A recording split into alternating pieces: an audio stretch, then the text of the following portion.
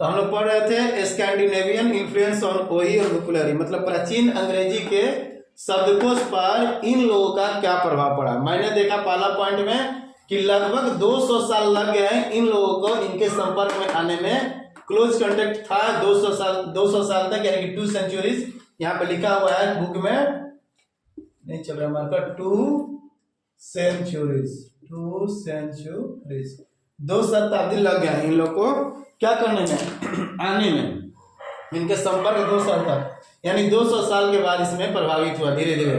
लेकिन इसके बावजूद कह रहे कि अचानक नहीं प्रभाव पड़ा। इसके पहले 2 समुदाय रहता था, एक डेन्स लोग डेनमार्क का जो आया था, और एक एंग्लो सैक्सन्स जो यूरोपियन कंट्रीज के लोग आए थे। तो दोनों लोग का इसके पहले था, इसलिए इतना समय लग गया 200 साल प्रभावित होने में। ठीक है, लेकिन कह रहा है कि इस बात को से भी हम इनकार नहीं कर सकते हैं कि इन लोग का इससे पहले इसका प्रभाव था, एंग्लो सैक्सन का इस भाषा पर प्रभाव था, जिसका प्रभाव को हम इनकार नहीं कर सकते हैं। अनएवॉइडेबल चीज नहीं है, उसका शिफ्ट करना है, इसलिए इतना लंबा समय लगा। आगे बढ़ेंगे। Towards the end of 9th century, करेंगे 9वीं शताब्दी के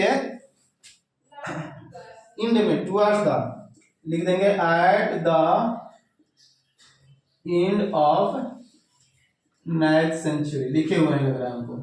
ठीक है, लिखे हुए हैं। अब सुनिए आगे कि 9वीं शताब्दी जब खत्म होने वाला था, खत्म नहीं हुआ, अंत में, 9वीं शताब्दी के अंत में। तो 9वीं शताब्दी मतलब कितना, अभी कौन सा शताब्दी चल रहा है, 21st सेंचुरी में जी रहे हैं हम, जी रहे हैं ना।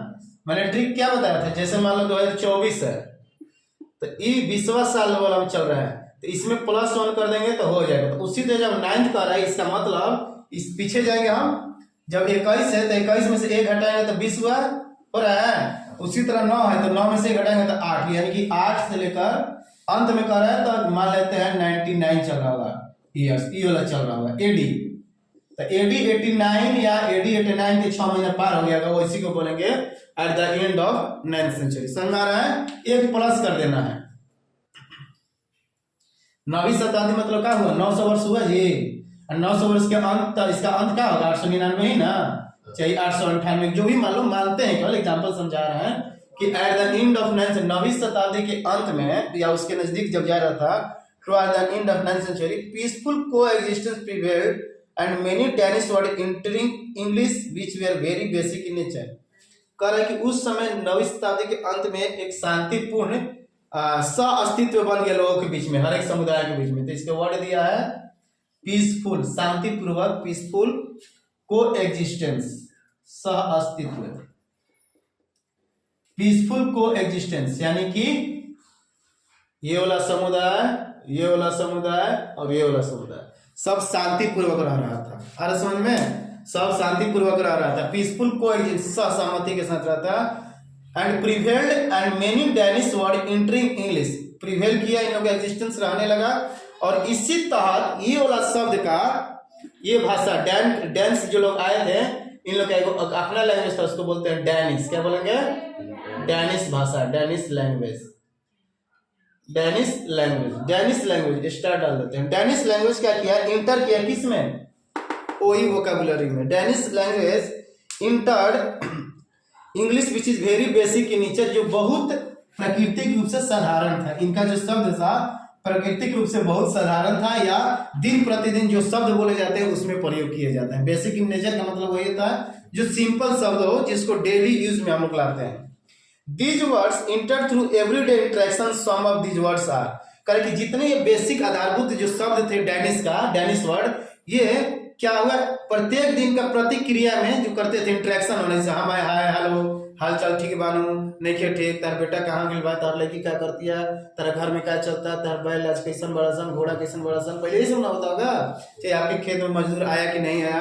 तो वही करें कि इंटरेक्शन मतलब एक दूसरे से बातचीत कर रहे थे, उसी दौरान जो वर्ड बोला गया उसी को इसमें शामिल किया गया है वोकैबुलरी में। ठीक है, और वो वर्ड्स क्या है, तो वो बेसिक नेचर वाले वर्ड्स हैं। हम लिख देते हैं 2-4 एग्जाम्पल, बाकी नोट्स में बुक से आप लोग लिख लीजिएगा। समय को देखते हुए हम लोग को चैप्टर खत्म करना है, क्योंकि 3rd पार्ट हो रहा है, 3रा दिन चल रहा है इसका रिकॉर्ड का, इस चैप्टर का, तो आज खत्म कर देना है। तो सिंपल लिखेंगे पहला पॉइंट में कि Danish words, words are basic in nature. Nature में क्या होते थे? बेसिक होते थे। Basic and nature and used in daily interaction between us, between them, daily interaction, आपस में परस्पर संबंध, डेली इंटरेक्शन बिटवीन देम, उन लोगों के बीच में जो उस समय समुदाय रहता था। ठीक है, फॉर एग्जाम्पल कुछ वर्ड का दिया है, मैं लिख देता हूं, आप लोग तो जानते हैं, बहुत आसान वर्ड है, बेसिक चीज है। बर्थ क्या है? डेनिश शब्द है, डेनिश वर्ड है, जिसको इसमें जुड़ा गया, वोकैबुलरी में आकर समाहित हो गया। उसी तरह दूसरा एग्जांपल लेते हैं, स्काई है ना। तीसरा और कोई लेते हैं, ट्रस्ट, बहुत सारा है, देख लीजिएगा। और भी एग्जांपल लिखेंगे तो नाइफ, ये सब क्या है? डेनिश शब्द है, डेनिश वर्ड। उसके बाद मिक, मिक मतलब पता है? मग, जो लिख रहा हूं उसको देख लीजिए, मिक, मग।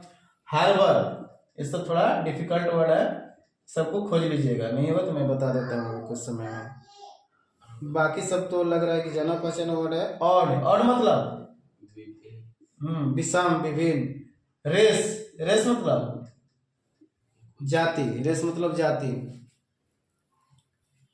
स्केयर, ये सब क्या है? डेनिश वर्ड है। ठीक है, बाकी तो आसान है। फेलो, फेलो मतलब लोग, फेलो मतलब लोग, पीपुल। और तो कुछ नया वर्ड नहीं दिख रहा है, तो है नया वर्ड, ड्रैग, ड्रैग मतलब खींचना। हाँ, रोटेट मतलब सड़ा हुआ, रोटेट। और कुछ भारी वर्ड है, देख लीजिए नेक्स्ट पेज में, और भी पेज में दिया होगा शायद, नहीं दिया है। ठीक है, ईटीसी डाल देते हैं अपन, ईटीसी, बहुत सारा चीज है। ठीक है ना, तो इसमें से दो वर्ड है, इसको हम क्वेश्चन मार्क कर देते हैं, घर से खोज लाएगा। मिक का, मग का, हार्बर का, बाकी सब तो आसान है, स्केयर का, फेलो का। ठीक है, हो जाएगा। हम आगे बढ़ते हैं, पेज नंबर 11, यही है ना। पेज नंबर 11 पर हम लोग आ गए, उसी का, इसी में सेकंड पैराग्राफ, स्कैंडिनेवियन का प्रभाव प्राचीन के इंग्लिश के शब्दकोश पर क्या पड़ा, उसी का second part. Apart from this, इसके अलावा, अपार्ट फ्रॉम दिस मतलब इन शब्दों के अलावा या इस मैटर के अलावा, Scandinavians borrowings are found in family names and place names. करें कुछ जो शब्द था इन लोगों का, पहला तो बेसिक हो गया जो डेनिश वर्ड से बने थे, दूसरा है कुछ ऐसे शब्द मिले, ये पहला पार्ट हो गया। दूसरा जो आधारित था पारिवारिक नाम पर, बेस्ड ऑन फैमिली नेम्स, लिख देते हैं यहाँ पर BACD, बेस्ड ऑन, पारिवारिक नाम पर आधारित था, family names and place names. जैसे पिछले बार में पढ़े हैं लैटिन का, जगह का, नदी का नाम था ना, पिछले चैप्टर में पढ़े थे, एंड प्लेस नेम्स, जगह के नाम पर, प्लेस नेम्स। ठीक है, इसके अलावा ये लोग उधार लिए हैं, स्कैंडिनेवियन बोरोइंग्स, इन शब्दों को क्या किया, उधार लिया है, जो पारिवारिक नामों से और जगहों के नामों से जुड़ा हुआ है। बोरोइंग्स मतलब उधार लिया। It is interesting to notice, और यह बात ध्यान में लेना और रुचिकर है, यानी कि ध्यान देने वाली बात है, नोटिस करने की बात है कि Scandinavians words were not restricted to nouns, verbs and adjective. इसका जितने भी शब्द है, ना तो क्रिया, ना तो संज्ञा, ना विशेषण से बांधा हुआ, उसके रूप से बांधा हुआ नहीं है, नॉट रिस्ट्रिक्टेड। तो सिंपल लिखेंगे नॉट रिस्ट्रिक्टेड। क्या नहीं बंधा हुआ है, कौन सा word, स्कैंडिनेवियंस, Scandinavian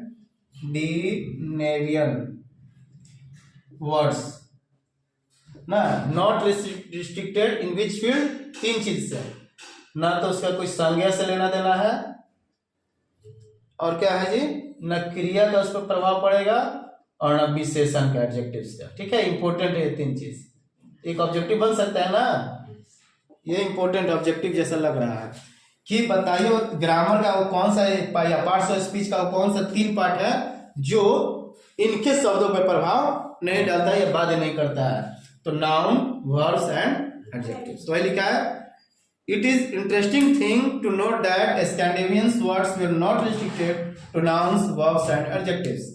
Structure words like preposition and conjunctions and other forms such as pronouns and adverbs were freely borrowed. इससे रिस्ट्रिक्टेड नहीं था, लेकिन फ्री रूप से ये भाषा कौन कौन लिया, borrowed किया, क्या क्या, ग्रामर से जो भी होता है, देख लिया, borrowed किया है किससे, ग्रामर रूप में लिया है।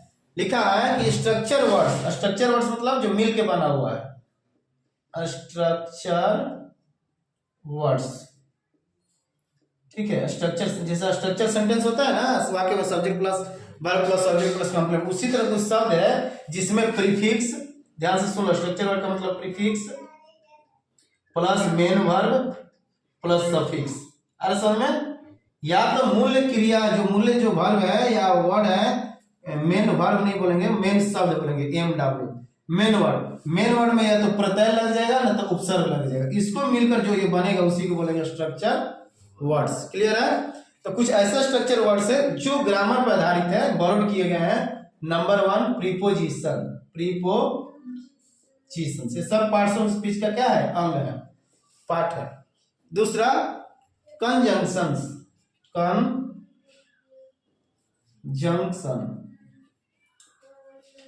ठीक है, कंजंक्शन।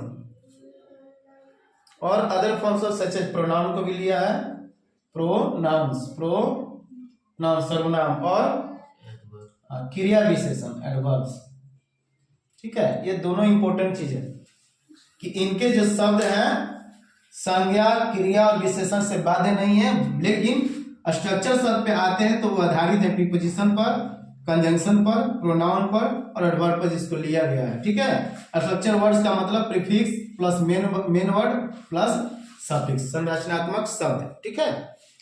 3 OE प्रोनाउंस, 3 ठो एग्जाम्पल दिया है, ये मिटा दो।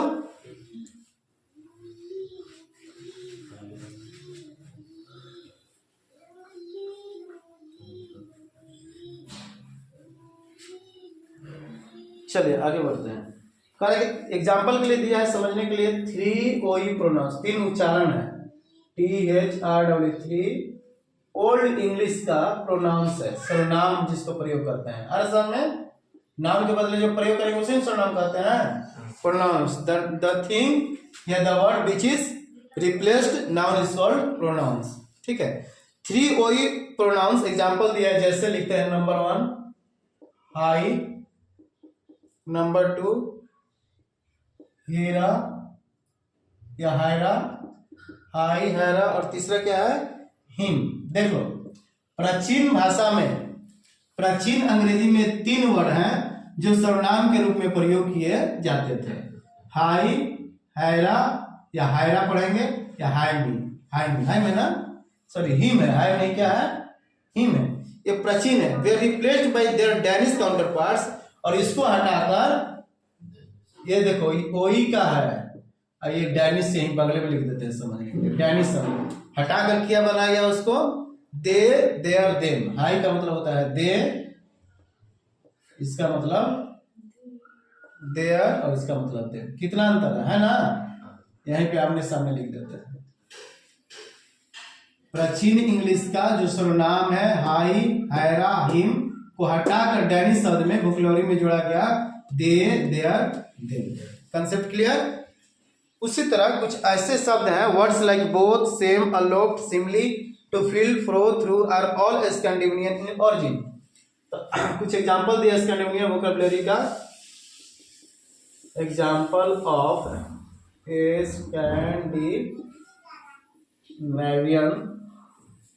स्कैंडिनेवियन वर्ड्स, ठीक है, स्कैंडिनेवियन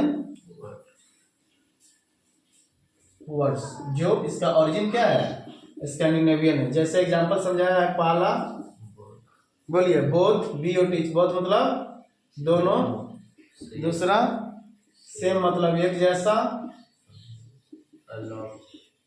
अलोफ्ट है, ALOFT, अलोफ्ट देख लेंगे।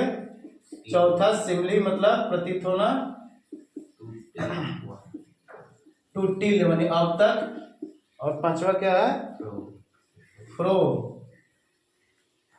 और 7वां दो, THOU दो है, आर नहीं इसमें, दो। ये सब, ये जितने मैंने शब्द लिखा है सब क्या है, स्कैंडिनेवियन वर्ड्स है। इसमें से मीनिंग है, अलोफ्ट का मीनिंग लिख लीजिए, लिखा देता हूँ रफ में कहीं, बाद में नोट्स में सेव कर लेना। अलोफ्ट लिखिए, aloft means overhead, up in और इनटू द एयर। अलोफ्ट का ओरिजिनल मीनिंग होता है, ब्लैक पेन से लिख देता हूं ताकि क्लियर समझ में आए, अप इन। अलोफ्ट का मतलब होता है अप इन और या into the air, into the air, या दूसरा मीनिंग ओवरहेड। जैसे the fan is overhead of me, पंखा जो लटका हुआ है वो ऊपर में लटका हुआ है या तो हवा में लटका हुआ, कोई वस्तु जो ऊपर में लटका हवा में लटका, उसके लिए प्रयोग होता है वर्ड अलोफ्ट। क्लियर है?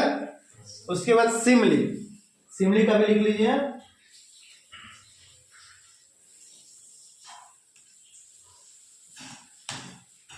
सिमली। डेकोरस, सिमली मतलब डेकोरस, डेकोरस, हिंदी बता देता हूं, डेकोरेटिंग नहीं, दूसरा चीज है डेकोरस।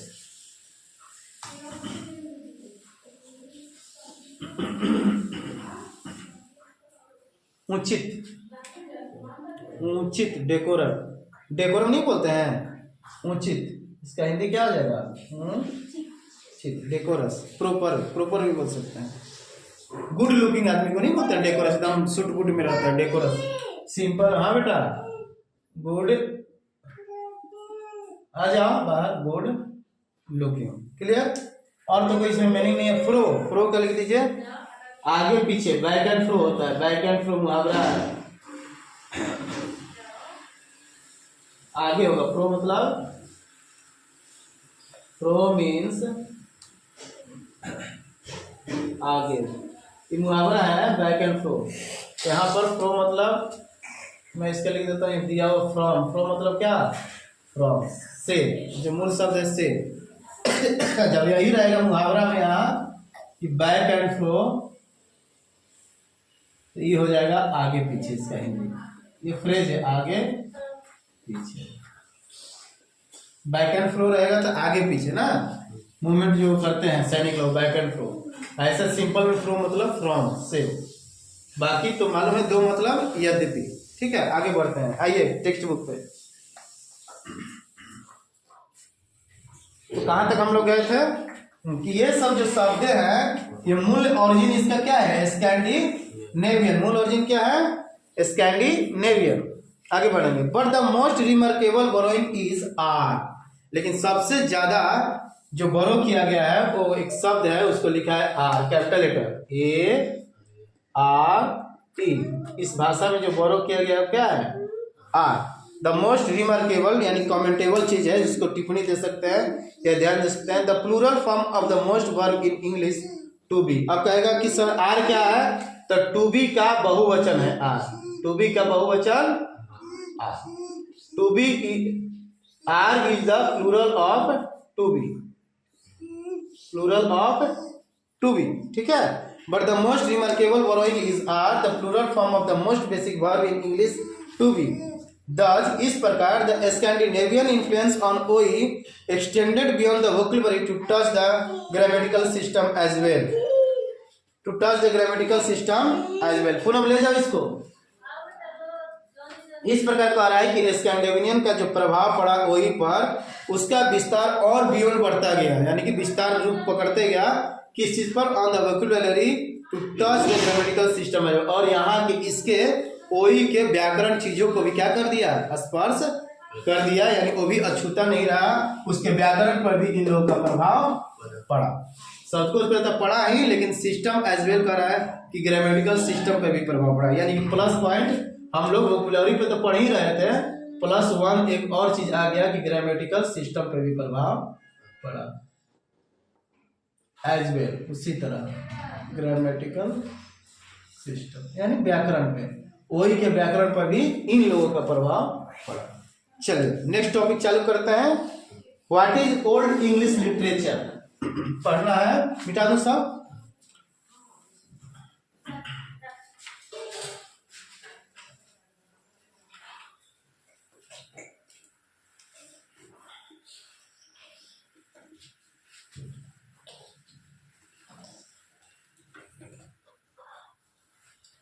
ओल्ड इंग्लिश लिटरेचर, प्राचीन अंग्रेजी साहित्य, इसका हिंदी क्या होगा? प्राचीन अंग्रेजी साहित्य। तो हम सबों ने अभी तक क्या क्या देखा? क्या इसका इतिहास था प्राचीन अंग्रेजी का, इसके ऊपर क्या प्रभाव पड़ा, इसके उपभाषा क्या थे ना। कुछ ऐसे शब्द हैं जो प्राचीन अंग्रेजी का आज भी नदियों के नाम, शहरों के नाम, है ना, से साक्षात मिलते हैं, प्रमाण मिलते हैं कि प्राचीन इंग्लिश था। और प्राचीन इंग्लिश में बहुत सारे इन्वेडर्स आए वहां पर इंग्लैंड में, रोमन ना, फ्रेंच वाले, नॉर्वे, एंग्लो सेक्सन, डेन्स वाले, डेनमार्क वाले, सब लोग आए। ठीक है, अब नेक्स्ट टॉपिक हम चालू करने जा रहे हैं, इसको मिटा देते हैं पहले का टॉपिक, ताकि कंफ्यूजन ना हो कोई स्टूडेंट। चलिए नेक्स्ट लिखता हूं यहां, ओल्ड इंग्लिश लिटरेचर, प्राचीन अंग्रेजी का साहित्य के बारे में पढ़ेंगे। लिटरेचर मतलब क्या? साहित्य।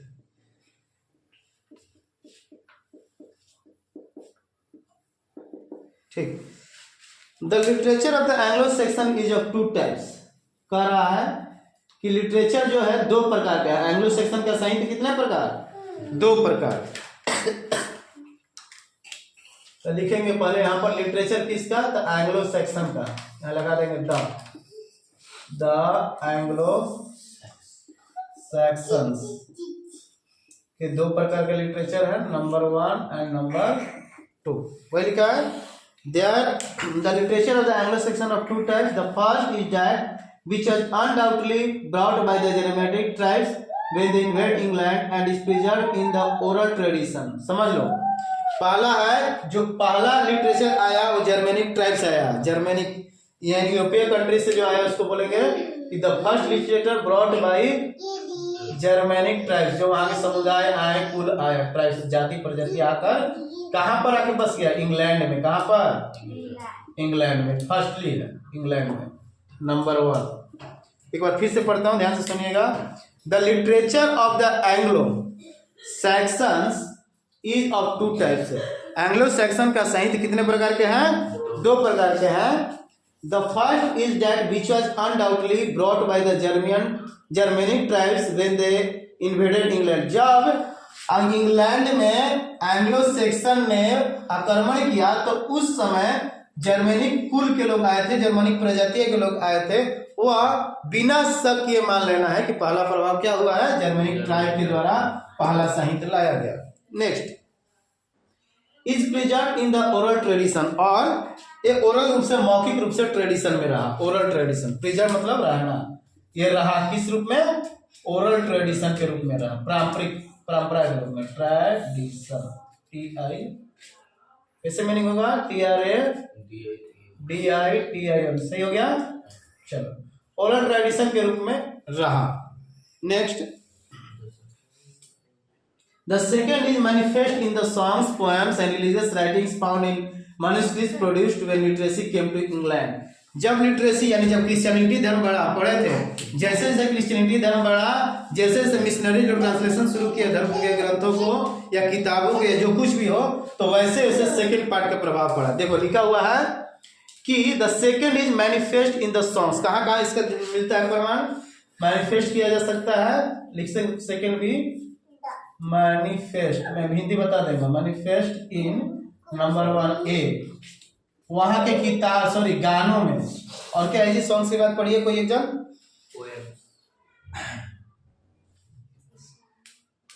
सॉन्ग्स, गीत, कविता, पोएम्स, हाँ, रिलीजियस एंड रिलीजियस, पोएम्स और रिलीजियस, धार्मिक लेख में रिलीजियस राइटिंग्स बोलते हैं, रिलीजियस राइटिंग्स, धार्मिक लेख, धार्मिक लेख, राइटिंग्स।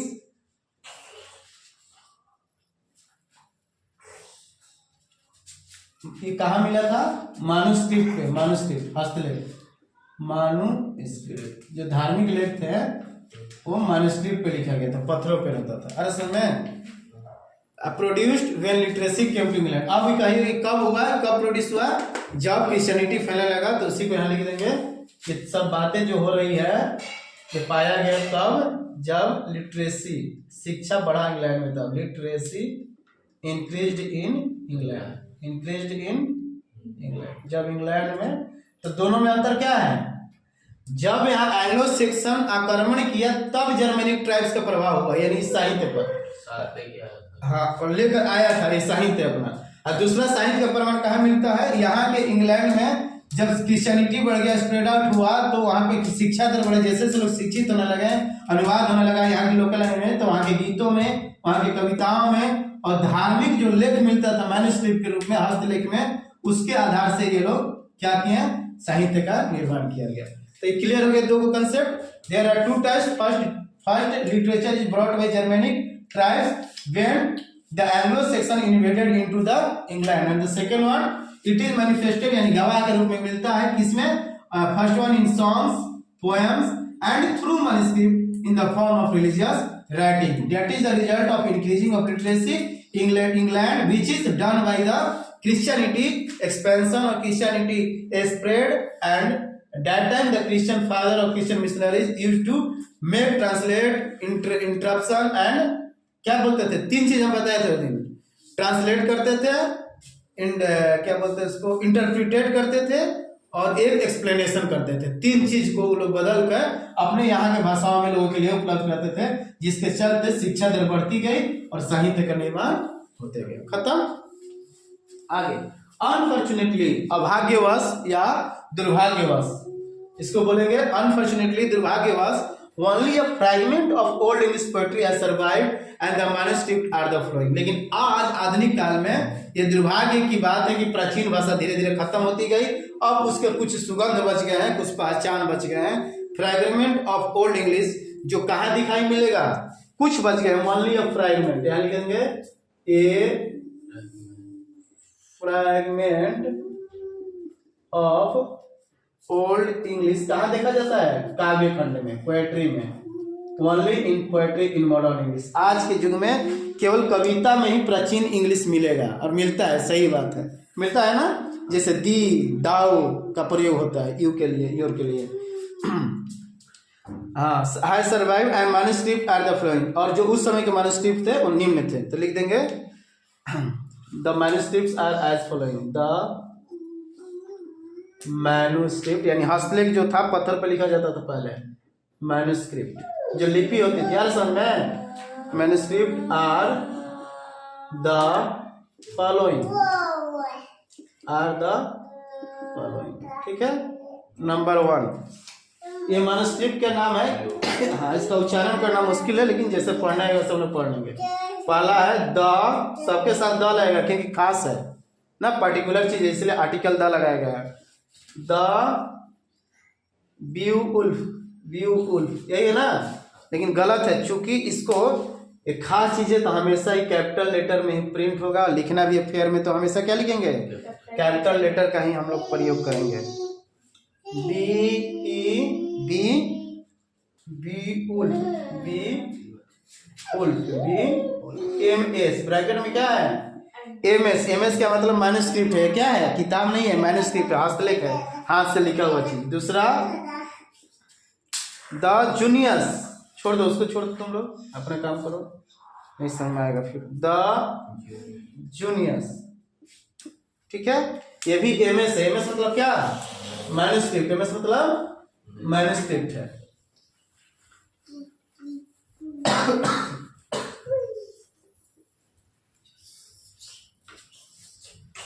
ये भी एम एस है, मैन्युस्क्रिप्ट। तीसरा क्या है ये,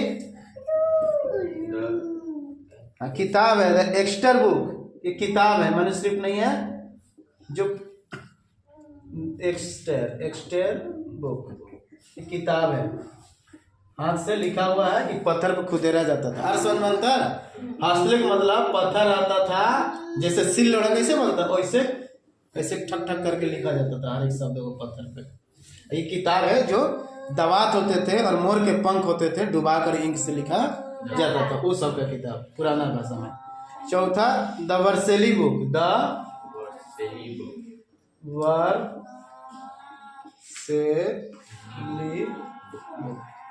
क्लियर, चारों याद हो जाएगा नाम। The Beowulf, Junius, Exeter book, Vercelli book, याद हो जाएगा चारों। बहुत आसान है, द छोड़ दो, एमएस छोड़ दो। सिंपल में ट्रिक लिखना कि ऊपर वाला दो को एमएस लिखना है, नीचे वाला में बुक जोड़ना है। ट्रिक याद हो जाएगा। दो गो में एमएस लिखना है और दो गो के लास्ट में बुक जोड़ना है। याद इसको कर लेंगे, Beowulf, Beowulf या बी उल्फ जो भी हो, जैसे आसान पड़े।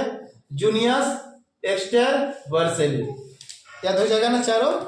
ठीक है, आगे बढ़ते हैं सेकंड पैराग्राफ में। The golden period of English literature was the era of king Alfred.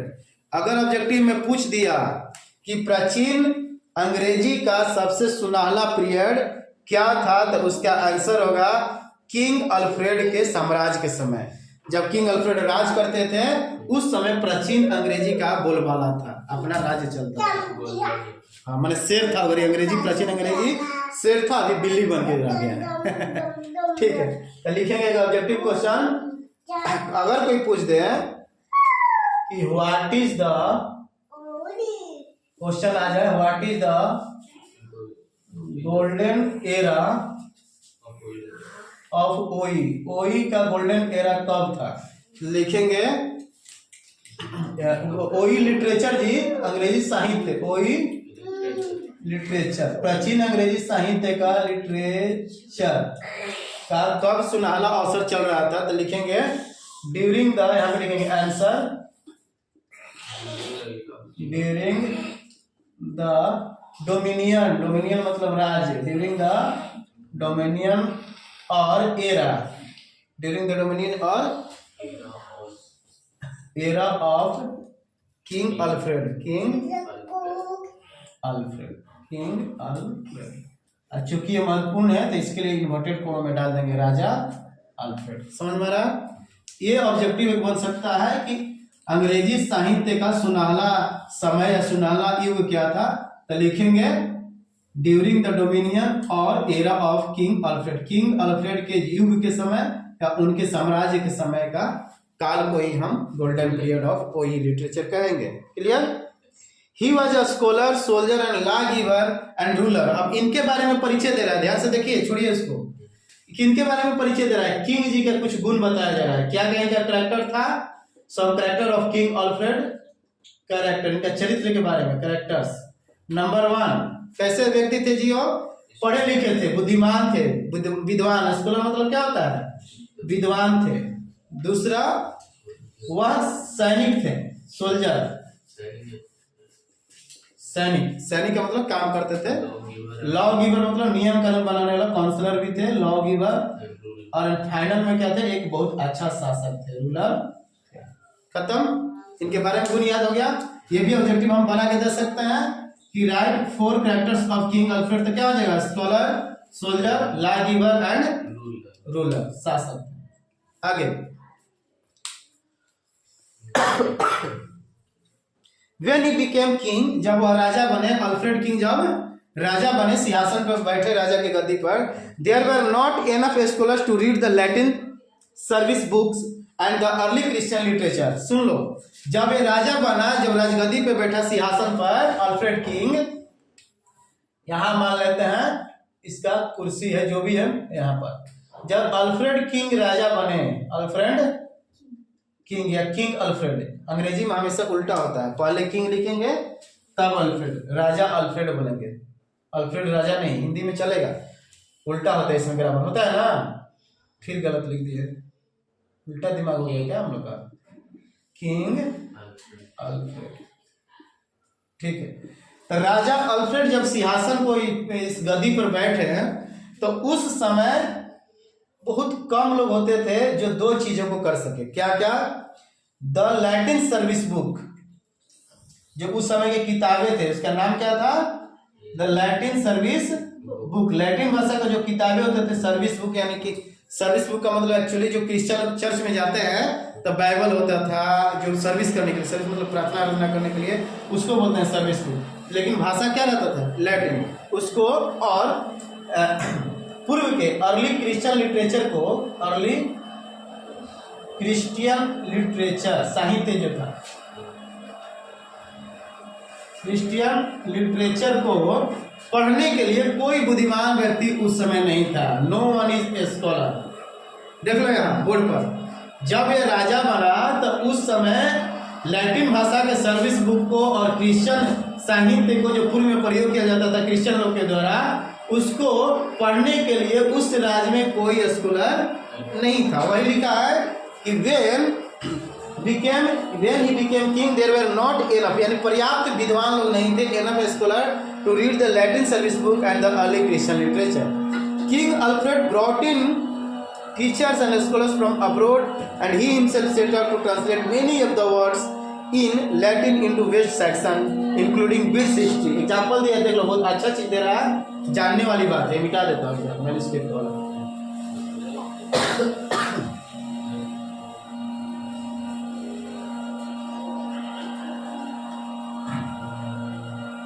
बढ़े आगे बढ़े, सुनिए।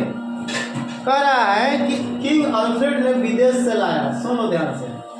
किंग अल्फ्रेड जब देखा कि जब मैं राजा बना हूं तो लैटिन सर्विस बुक को और क्रिश्चियनिटी द्वारा जो साहित्य है उन सभी धार्मिक किताबों को पढ़ने के लिए पर्याप्त स्कॉलर हमारे राज्य में नहीं है, तो इसलिए उन्होंने टीचर और स्कॉलर को फॉरेन से लेकर आया। कहाँ से लेकर आया? फॉरेन से, विदेश से लेकर आया। किनको? दो लोगों को। पहला शिक्षित व्यक्ति टीचर को, शिक्षाविद को, और दूसरा बुद्धिमान व्यक्ति जो पीएचडी किए हो, रिसर्च अनुसंधान करता हो, टीचर्स को और स्कॉलर्स को लेकर आया अब्रोड से। अब्रोड मतलब क्या? विदेश। अब्रोड मतलब विदेश, बाहर से लेकर आए और खुद ट्रांसलेट किए बहुत सारे ऐसी किताबों को, और खुद यानी ये किंग राजा खुद ट्रांसलेट किया, ट्रांसलेशन का काम किया। Translate himself many books, many works दिया है, लेकिन यहाँ पे सिंपल लिख देंगे मेनी बुक्स। बहुत सारे काम खुद किए अनुवाद करके। और किस भाषा में अनुवाद किया? राजा किंग, हाँ, और टीचर और स्कॉलर मिलकर, तीनों लोग मिलकर, राजा किंग प्लस तीनों लोग मिलकर क्या किए हैं? लैटिन बुकों को, लैटिन भाषा के बुकों को ट्रांसलेट इनटू, हाँ, पश्चिमी सेक्शंस भाषा को। इंग्लैंड में जो पश्चिमी लोग आपको पैसे थे, वेस्ट सेक्शंस, पश्चिमी एंग्लो सेक्शन के भाषा में क्या किया? ये लोग कन्वर्ट कर दिया, यानी अनुवाद कर दिया। एग्जाम्पल दिया है इंक्लूडिंग बिट्स हिस्ट्री। एग्जाम्पल सबसे बड़ा चीज दिया है। एग्जाम्पल में एक बुक है बिट्स हिस्ट्री। क्या है इसका नाम? द लगा होगा, नहीं लगा है तो इन्वर्टेड कॉमा डाल देंगे, बिट्स हिस्ट्री। एक एग्जाम्पल है राजा किंग और बाहर से आए हुए शिक्षक और विद्वान के द्वारा किए गए कार्य का एक उदाहरण है। हो गया? आगे, the most notable work inspired by Alfred was the Anglo Saxon Chronicle. Chronicle chapter Bible में भी है, क्रॉनिकल है ना। तो लिखा हुआ है कि द मोस्ट नोटेबल, सबसे नोट करने वाली, सबसे बड़ा काम जो प्रेरित करता है इन लोगों के द्वारा किया गया, was the Anglo Saxon Chronicle. इसको मैं लिख देता हूँ, नोटेबल बुक, जिसको इससे भी अच्छा जिसको नोट किया गया इनके टाइम में, यहाँ पे लिख देते हैं नोटेबल वर्क के रूप में, जो प्रेरित भी करता है लोगों को कि राजा और स्कॉलर और टीचर मिलकर किया। उस किताब का नाम है the Anglo Saxon Chronicle. Saxon Chronicle Bible का एक चैप्टर भी है क्रॉनिकल, ठीक ना, इसके नोटेबल करना। तो कह रहा है कि इससे भी ज्यादा नोटेबल काम लोग किए मिलकर। उस किताब का नाम है the Anglo Saxon Chronicle, the most notable work inspired by Alfred. इनके द्वारा प्रेरित हुआ या इनके द्वारा किया गया हुआ है the Anglo Saxon Chronicle. This book is the first book of English pros. समझ लीजिए, अंग्रेजी कहानी का, अंग्रेजी गद्य का पहला किताब, ऑब्जेक्टिव बन जाएगा। Name the first English pros book, तो क्या होगा? The Anglo Saxon Chronicle. तो यहाँ पर मैं लिख देता हूँ ब्लैक पेन से, और बहुत लिख देते हैं VVIP, बन सकता है ऑब्जेक्टिव या पूछ भी सकता है।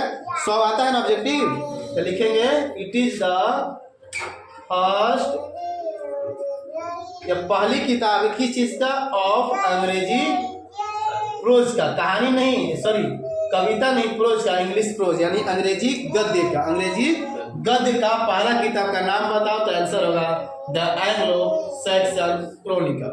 अगर कहा दे कि ब्रिटिश हिस्ट्री और एंग्लो सैक्सन क्रॉनिकल में कौन ज्यादा नोटेबल चीज है, तो आंसर क्या होगा द एंग्लो सैक्सन। अगर पूछ दे कि पहला ट्रांसलेशन कब हुआ, तो ब्रिटिश हिस्ट्री। 3 क्वेश्चन बन गया, ठीक है। आगे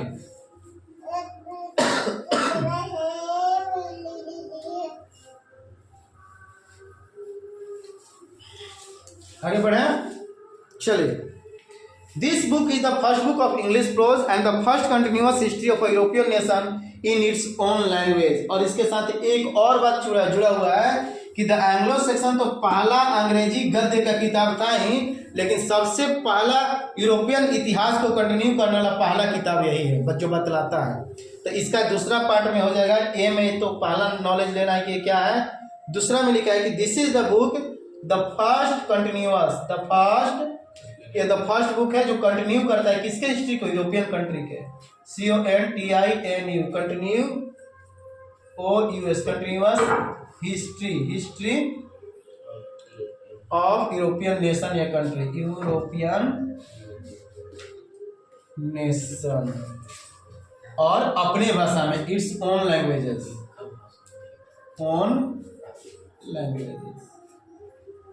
अपने भाषा में इनके इतिहास को ये जिक्र करता है। एंग्लो सेक्शन चूंकि यूरोप के थे, तो ऑटोमेटिक बनता है कि यहाँ के लोग आए थे, उस समय राजा थे, तो सेक्शन लोग ही थे, तो ऑटोमेटिक ये लोग जो लेकर आए हैं, इनका देश का कुछ ना कुछ इतिहास तो आकर बताएगा ना। जैसे हम यहाँ आए हैं तो हम बताते हैं ना कि हम भोजपुरी बोलते हैं, उसी तरह वो लोग भी अपना भाषा बताया होगा। तो यही बुक है जो उनके इतिहास को इंग्लैंड में भी कंटिन्यू किया, यानी जारी रखा, लगातार रहा। नेक्स्ट पैराग्राफ, कितना पेज है जी, तो पैराग्राफ और है ना, सेकंड लास्ट में आ गए। हाँ, सेकंड 11-12 में भी है, थोड़ा सा इसको खत्म कर देते हैं। The year 1066 marks the end of English. अब कोई पूछेगा प्राचीन अंग्रेजी का अंतिम समय क्या है, तो AD 1066, 1066। अंग्रेजी कब खत्म हुआ, 1066, यानी कि द एंग्लो सैक्सन का राज खत्म, तो प्राचीन अंग्रेजी भी खत्म।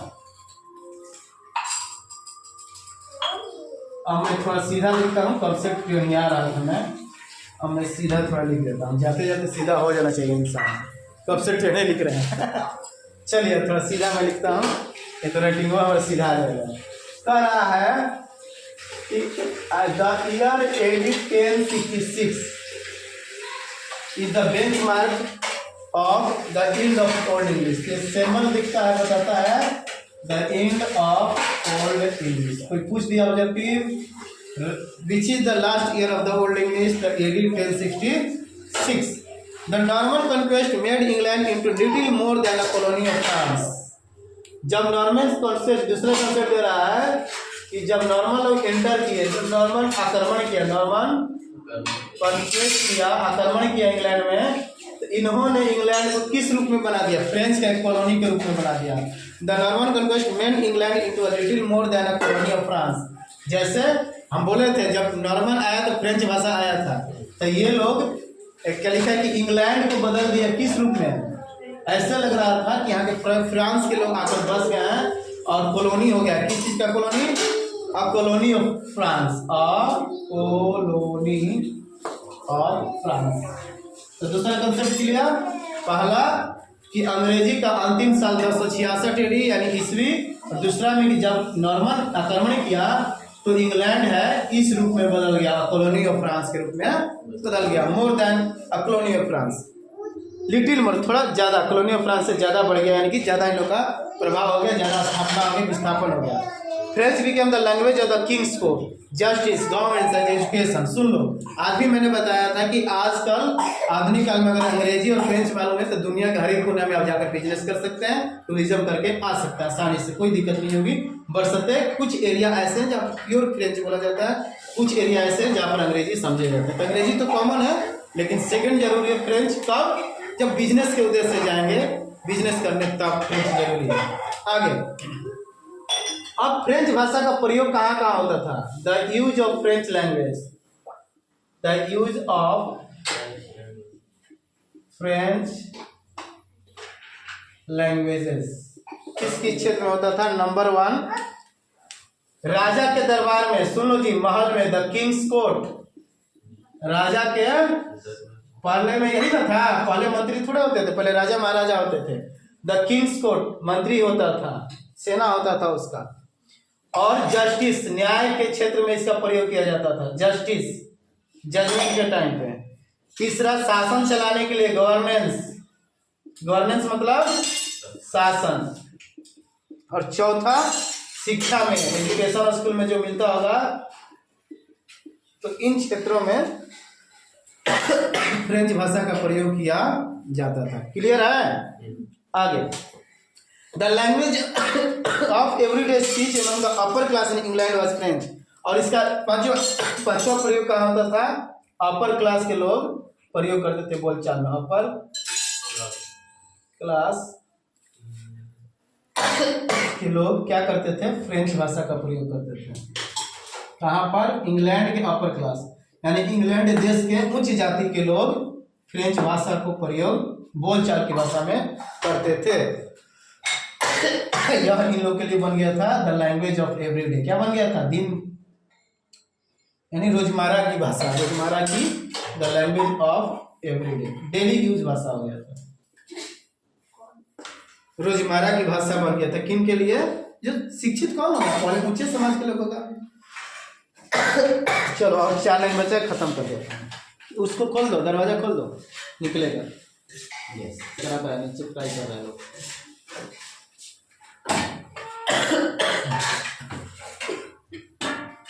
अब कह रहा है कि बढ़ेंगे, वहां ईंट होगा, ईंट लगा दो,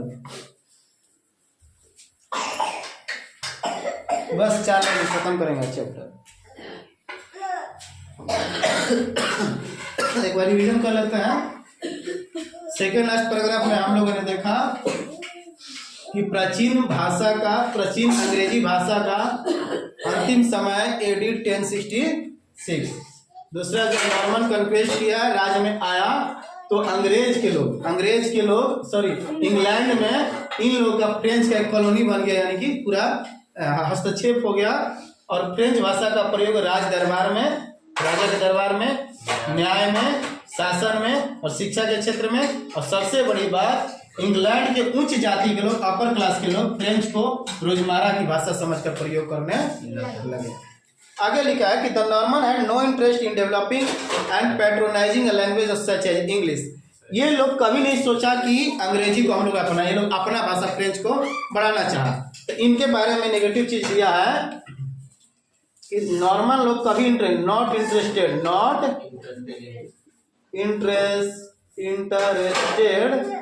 इन 2 थिंग्स।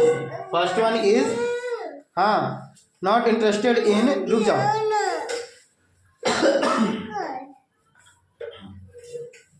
डेवलपिंग यानी विकसित करने में, डेवलपिंग एंड, रुक जाओ बाबू, पैट्रोनाइजिंग भी, पैट्रोनाइजिंग मतलब क्या? उसका भक्त बनना ना, पैट्रोनाइजिंग मतलब देश व्यापक रूप से अपनाना नहीं चाहते थे। तो not interested in developing and patronising, किस चीज को? हाँ, अंग्रेजी भाषा को। किसको? इंग्लिश को लोग इंटरेस्ट नहीं थे बढ़ावा देने के लिए। कौन लोग? नॉर्मन कन्क्वेस्ट जो किया था, नॉर्मन आक्रमणकारी लोग इंटरेस्टेड नहीं थे। ठीक है, आगे बढ़ेंगे। In the absence of adequate patronage, English literary writing almost came to stand still. और इसके चलते, इसके अभाव में जो पर्याप्त पेट्रोल होना चाहिए इंग्लिश के प्रति, वो क्या हो गया? धीरे धीरे स्टैंड स्टिल हो गया, शांत हो गया। धीरे धीरे अंग्रेजी का प्रभाव खत्म होता चला गया। जा लक्ष्मी दीदी का, जा, धीरे धीरे खत्म होता चला गया। हाउएवर, किसी भी तरह it continue to be the language of the masses. किसी भी तरह लोगों के बीच में यह अंग्रेजी कायम रहा। मासेस मतलब क्या? लोगों के बीच में। लिखा है हाउएवर, किसी भी तरह it continue to be the language of masses, लोगों का भाषा बन गया। किसी भी तरह थोड़ा बहुत रहा। Over, page number 12, over a period of time, कुछ समय बीतने के बाद, due to close interaction and intermarriages, पहले बताए थे कि आपस में लोग शादी करते होंगे, उसके घर जाता होगा, उसके परम में आता होगा, तो इंटरेक्शन और इंटर मैरिज के चलते, अंतर विवाह के चलते, इंग्लिश बिगेन,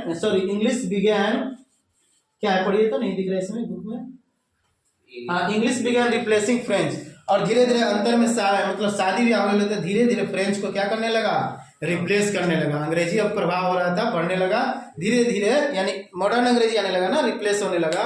और फ्रेंच, हाँ, English begin replacing French first in the homes and later in the office and the school. पहले कहाँ लागू हुआ, पहले तो फ्रेंच को धीरे धीरे खत्म किया, रिप्लेस किया, उसके जगह लिया घर में, कार्यालय में और विद्यालय में। सबसे पहले होम, घर में शादी हो तो पहले घर में ना, वहाँ का भाषा यहाँ आएगा जी, दूसरे जगह का। दूसरा, हम लोग नौकरी किए, पढ़ाई लिखाई किए हैं तो ऑफिस जाएंगे, वहाँ हुआ। और स्कूल में मास्टर को पढ़ाया, वहाँ हुआ, ठीक है।